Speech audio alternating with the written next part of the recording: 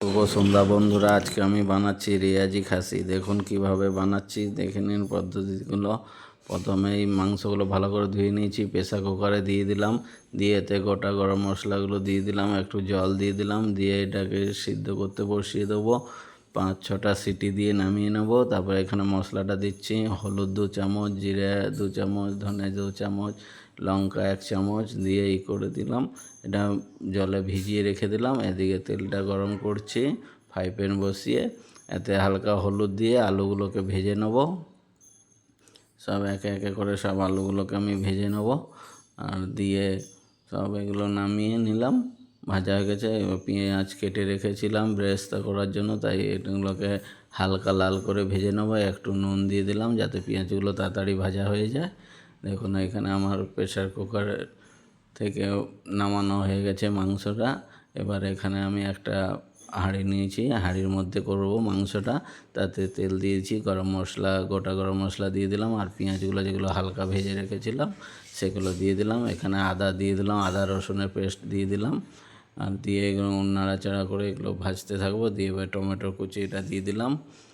দেওয়ার পরে এটা যতক্ষণ না লাল হয়ে না ভাজা হচ্ছে ততক্ষণ এই দেখুন এরকম করে ভাজা হবে, লাল লাল করে। পেঁয়াজগুলো যেন গলে যাবে। গলে যাওয়ার পরে এই যে মশলাটা যেটা ভিজিয়ে রেখেছিলাম সেই মশলাটা দিয়ে দিলাম। দিয়ে এটাকে পুরো মাখাবো। এবার স্বাদ মতো একটু নুন দিয়ে দেবো, স্বাদ মতো নুন দিয়ে দিলাম। দিয়ে এটা নাড়াচাড়া করে এই যে মটনে যে সিদ্ধ করেছিলাম যে জলটা, সেই জলটাই দেবো। এই জলটাতেই মাংসটা পুরো হবে, কারণ এটাতে আর আদার্স জল দেওয়া যাবে না। এই জলটা দিয়ে এটা বানাতে হবে। দেখুন এরকম গ্রেভি গ্রেভি হয়ে যাবে। দিয়ে আলুটা একটু হালকা সিদ্ধ গেলো, মটনগুলো সব দিয়ে দিলাম। এগুলো সব সিদ্ধ করে রেখেছিলাম তাই দিয়ে দিলাম। দিয়ে এটাকে নাড়াচাড়া করতেই হবে, যাতে নিচে না লেগে যায়। দিয়ে ওই যে মটনের জলটা যেটা সেটাই একটু একটু করে দিতে হবে, আদার্স জল দেওয়া যাবে না। ওই মটনের জল, ওর মধ্যে আপনার জলের মধ্যে পুরো প্রোটিনটাই রয়েছে, সেই জলটাই দিতে হবে।